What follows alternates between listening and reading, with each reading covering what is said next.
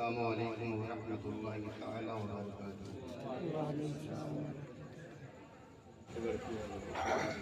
الحمد للہ وکفی وسلام علی عبادہ الذین اصطفی، اما بعد اعوذ باللہ من الشیطان الرجیم، بسم اللہ الرحمن الرحیم۔ ولا تقولوا لمن يقتل في سبيل الله أموات بل أحياء ولكن لا تشعرون۔ صدق الله مولانا العظيم وصدق رسوله النبي الكريم، ونحن على ذلك لمن الشاهدين والشاكرين، والحمد لله رب العالمين۔ اللہ کی سرتاب قدم شان ہے یہ، اللہ کی سرتاب قدم شان ہے یہ، انسان نہیں انسان وہ انسان ہے یہ۔ قرآن کو ایمان بتاتا ہے انہیں، ایمان یہ کہتا ہے میری جان ہے یہ۔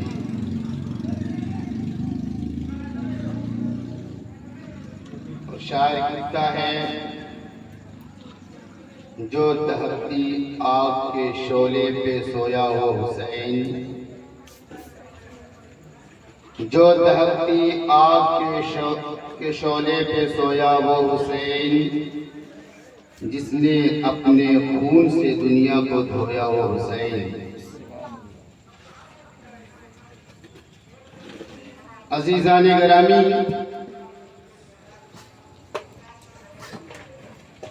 آپ سب امام مسلم اور ان کے دونوں شہزادوں کی شہادت تک پہنچ چکے ہیں۔ آج میں آپ کے سامنے انشاءاللہ تعالیٰ تھوڑی دیر امام حسین کی روانگی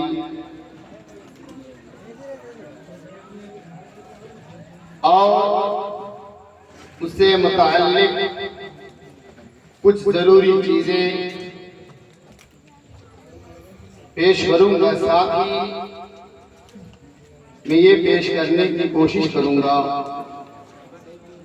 کہ امام حسین نے بیعت کیوں نہیں کیا۔ حضرات گرامی، آپ سب بڑے خوش نصیب ہیں کہ آپ نے ایک عظیم محفل کا انعقاد کر کے شہدائے کربلا کا ذکر سننے کی غرض سے اکٹھا ہے، ورنہ حالات تو یہ تھے ان دنوں میں ہمارے یہاں کہ وہ بے تحاشا ڈھول باجے بجتے تھے، عورتیں بیٹھ کر مرثیہ پڑھا کرتی تھیں، لیکن آپ سب نے بڑا اچھا کام کیا، اس محفل کا انعقاد کر کے کہ ڈھول باجے بھی بند ہو گئے، مرثیہ بھی بند ہو گیا، اور شریعت میں جو چیز مطلوب تھی آپ نے اسے کر کے دکھایا۔ اللہ تعالیٰ آپ سب کے اس جذبے کو ہمیشہ قائم رکھے اور اس کی نعمتوں سے بہرور فرمائے۔ آئیے کچھ سننے اور سنانے سے قبل اور آپ سب مل کر انتہائی عقیدت و احترام کے ساتھ اپنی اور ساری کائنات کے مرکز عقیدت حضور رحمت عالم جناب محمد رسول اللہ ارواحنا فدا صلی اللہ علیہ وسلم کی مقدس بارگاہ میں درود پاک پڑھیں۔ صلی اللہ علیہ نبی وآلہ صلی اللہ علیہ وسلم صلاۃ و سلام علیک یا رسول اللہ صلی اللہ علیہ وسلم۔ عزیزان گرامی، آپ سب یہ بات جان چکے ہیں کہ جب امیر معاویہ کے انتقال کے بعد یزید تخت نشین ہوتا ہے تو وہ تمام اطراف و جوانب میں خطوط بھیجتا ہے اور اپنی بیعت کا مطالبہ کرتا ہے۔ साथ ही वो मदीना मनव्वरा के गवर्नर वलीद बिन उक़बा के पास भी खत भेजता है। सबसे पहले वह अमीर मुआविया के साथ विसाल की खबर देता है और खत में बड़ी ताकीद के साथ हज़रत इमाम हुसैन, हज़रत अब्दुल्लाह इब्न ज़ुबैर, हज़रत अब्दुल्लाह इब्न अब्बास, हज़रत अब्दुल्लाह इब्न उमर रज़ी अल्लाह ताला अन्हुम अजमईन से बैअत लेने का मुतालबा किया जाता है। यजीद के तख्त नशीन होने के बाद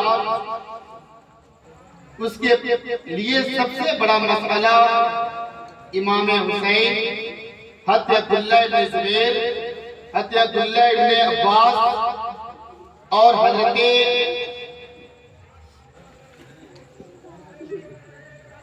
अब्दुल्लाह इब्न उमर, क्योंकि इन लोगों ने यजीद को वली अहद तस्लीम नहीं किया। यजीद को खतरा था कि अगर इन लोगों ने बेअत नहीं किया तो पूरे हिजाज में कोई शख्स यजीद की बेअत नहीं करेगा, और अगर इन लोगों ने बेअत कर लिया तो पूरा हिजाज यजीद की बेअत के लिए उमड़ पड़ेगा। साथियों से इस बात का भी खतरा था कि अगर इमाम हुसैन ने बेअत नहीं किया तो इराक के लोग भी यजीद की बेअत नहीं कर सकते। इसलिए वो इन हजरात से बेअत के लिए हद दर्जा मुसीब था। तो मदीना मनव्वरा के जो गवर्नर थे वलीद बिन उक़बा, वो अहले बैत से मोहब्बत करने वाले थे। जब यजीद का हुक्मनामा वलीद बिन उक़बा तक पहुंचता है तो वो रात की तन्हाई में हज़रत इमाम हुसैन को बुलाते हैं। हज़रत इमाम हुसैन हज़रत अब्दुल्लाह इब्न ज़ुबैर से मशवरा करते हैं। हज़रत अब्दुल्लाह इब्न ज़ुबैर फरमाते हैं रात की तन्हाई में बुलाना खैर मालूम नहीं होती। हज़रत इमाम हुसैन अपनी बहन ज़ैनब को लेते हैं और वलीद बिन उक़बा के यहाँ चले जाते हैं। वलीद बिन उक़बा सबसे पहले हज़रत इमाम हुसैन को हज़रत अमीर मुआविया के विसाल की खबर देते हैं। हज़रत इमाम हुसैन इन्ना लिल्लाहि व इन्ना इलैहि राजिऊन पढ़कर हज़रत अमीर मुआविया की मौत पर ताज़ियत पेश करते हैं। उसके बाद यजीद का हुक्म सुनाते हैं कि इमाम हुसैन, यजीद का ताकीदी हुक्म है, ताकीदी मुतालबा है कि आप यजीद की बेअत कर लें। ये सुनना था कि इमाम हुसैन फरमाते हैं कि वलीद बिन उक़बा, मुझ जैसा इंसान कभी भी रात की तन्हाई में छुप करके यजीद की बेअत नहीं कर सकता, यजीद के हाथ पर बेअत नहीं, यजीद के हाथ पर अपना हाथ नहीं दे सकता। इतना कह करके इमाम हुसैन पीछे पलटते हैं। वहीं पर मरवान बिन हकम मौजूद होता है। वो वलीद बिन उक़बा से कहता है, ए वलीद बिन उक़बा, आज अच्छा मौका है, इमाम हुसैन से बेअत ले ली जाए। अगर ये बेअत आसानी से कर लेते हैं तो बहुत अच्छी बात है, लेकिन अगर वो आसानी से बेअत नहीं करते हैं तो उनके साथ सख्ती का मुतालबा किया जाए। मरवान बिन हकम की ये बातें जो ही इमाम हुसैन के कानों से टकराती है, हज़रत इमाम हुसैन के कदमों के साथ पीछे पलटते हैं और वलीद बिन उक़बा को मुखातब करते हुए कहते हैं, ए वलीद बिन उक़बा, क्या तुम नहीं जानते हो कि मैं कौन हूँ? अना हुसैन इब्न अली, अना हुसैन इब्न अली, अना हुसैन इब्न अली इब्न अबी तालिब। ए वलीद बिन उक़बा, मैं हुसैन हूँ, अली मुर्तज़ा का लख्ते जिगर हूँ, रसूल कायनात का नवासा हूँ, मैं फातिमा ज़हरा का लख्ते जिगर हूँ, मैं अली मुर्तज़ा का नूरे लाल हूँ, मैं वो हूँ जिसके घर में फरिश्ते आते हैं, जिब्रील अमीन आते हैं, मैं वो हूँ जिसके घर में कुरान उतरा है, फरिश्ते वही इलाही लेकर के आते हैं। और सुनो, यजीद फासिक है, फाजिल है, वो बेपनाह मुसलमानों का कातिल है, वो शराबी है, और मुझ जैसा इंसान कभी भी यजीद की बेअत नहीं कर सकता। अगर यजीद की बेअत का मुतालबा करना है तो सब रात की दीन के اجالے میں عام لوگوں کے ساتھ مجھ سے بیعت کا مطالبہ کیا ہے، میں مطالبہ کرو۔ حضرت امام حسین نے دیکھا، حضرت امام حسین اس کے بعد وہاں سے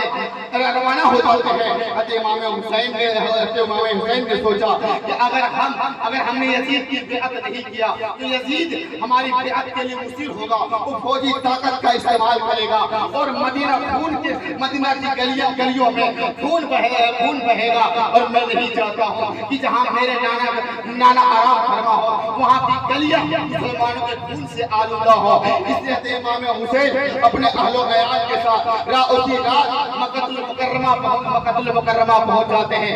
مکہ المکرمہ پہنچنے کے بعد جب کوفیوں کو معلوم ہوتا ہے کہ امام حسین نے یزید کے بیعت کا انکار کر دیا ہے اور مکہ المکرمہ پہنچ چکے ہیں، تو کوفہ کے بڑی جماعتوں نے متفق ہو کر کے حضرت امام حسین کے پاس خطوط بھیجتے ہیں، قاصد بھیجتے ہیں، اپنی عقیدت و محبت کا اظہار کرتے ہیں، اپنے اخلاص کا اظہار کرتے ہیں، اور یہ دعویٰ کرتے ہیں کہ امام حسین آپ کے لیے ہماری جان حاضر ہے، آپ کے لیے ہمارا مال حاضر ہے، مسجد خلافت آپ کا انتظار کر رہا ہے، آپ تشریف لائیں، آپ کے ہاتھ پر ہم بیعت کرنے کے لیے تیار ہیں۔ عزیزان گرامی، آپ سن چکے ہیں کہ امام حسین حالات کا جائزہ لینے کے لیے حضرت امام مسلم کو روانہ فرما چکے ہیں۔ حضرت امام مسلم کی شہادت ہو جاتی ہے، ان کے دونوں لگتے جگر کی شہادت ہو جاتی ہے۔ حضرت امام مسلم جب پہنچتے ہیں اور حالات کا جائزہ لیتے ہیں تو آپ بھی سن چکے ہیں کہ ایک ہفتے کے اندر 12,000 کوفیوں نے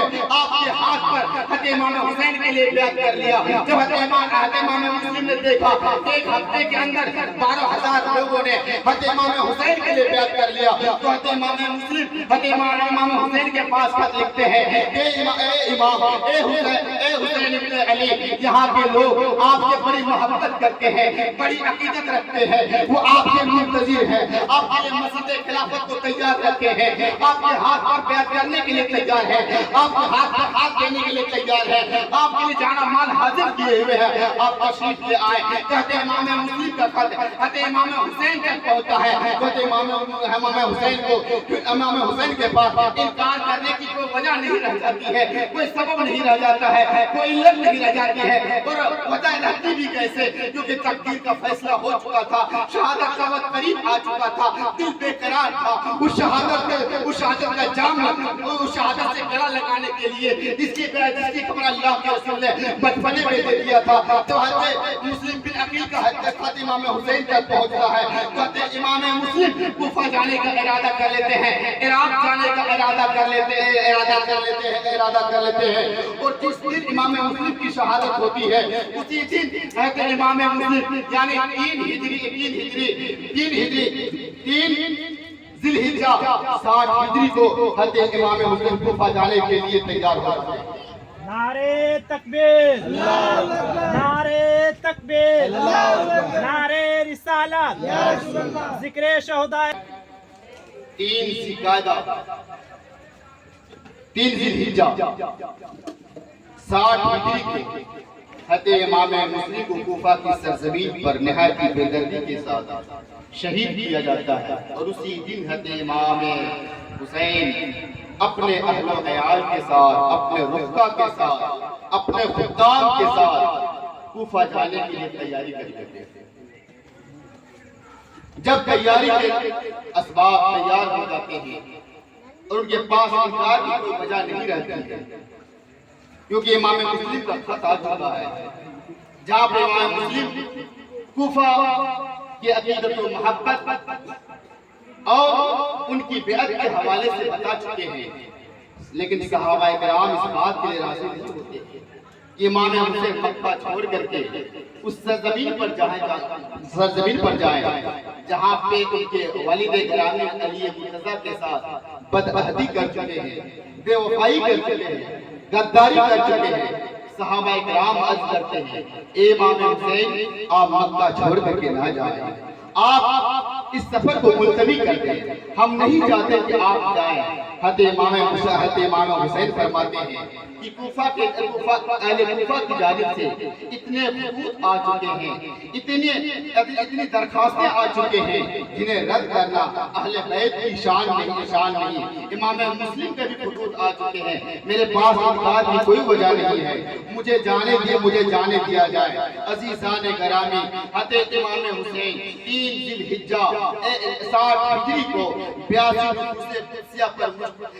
नुफूस कुदसिया पर मुश्तमिल एक काफिला लेकर के मक्का मुकर्रमा से कूफा के लिए रवाना हो जाते हैं। उस 82 नुफूस कुदसिया में आपके बच्चे होते हैं, आपकी बीवियां होती, आपकी बीवी होती है, आपकी बहन होती है, आपकी भतीजी होती है, आपका भतीजा होता है, आबिद बीमार होता है, 6 माह का अली असगर होता है, सकीना होती है, आपके खुदाम होते हैं, कुछ रुफ्ता होते हैं, कुछ अवानो अंसार होते हैं। जब ये काफिला, जब ये अहले बैत का मुख्तसर सा काफिला मक्का मुकर्रमा से रवाना होता है तो सबसे पहले खाने काबा जाते हैं, काबा कौनैन जाते हैं, खाने काबा पर आखिरी तवाफ करते हैं। आखिरी तवाफ करने के बाद खाने काबा के गिलाफ को पकड़ करके रोते हैं। उनकी गिरफ्त आहा और दिल दहला देने वाले जालों ने अहले मक्का को रंजीदा कर दिया, गमगीन कर दिया। मक्का का बच्चा अहले बैत का ये मुख्तसर सा काफिला मक्का से रवाना होते हुए देखकर गमज़दा था, आबीदा था। लेकिन क्या करता, हज़रत इमाम हुसैन इस काफिले को लेते हैं, रवाना हो जाते हैं। आगे जा करके एक शख्स मिलता है जो कूफा से मक्का की जानिब आ रहा था। हज़रत इमाम हुसैन ने कूफा के हालात के बारे में पूछा तो शख्स ने कहा, ए इमाम हुसैन, कूफा वालों का दिल तो आपके साथ है, लेकिन उनकी तलवारें बनी उमैया के साथ है, यजीद की फौज के साथ है, और अल्लाह जो चाहता है वही होता है। हज़रत इमाम हुसैन ने फरमाया ये सच है। फिर आगे जा करके फिर तक शायर मिलता है, वो भी यही कहता है कि इमाम हुसैन अहले कूफा के दिल तो आपके साथ है, लेकिन उनकी तलवारें आपके साथ नहीं है, वो आपका साथ नहीं दे सकते हैं, वो आपके साथ गद्दारी कर जाएंगे।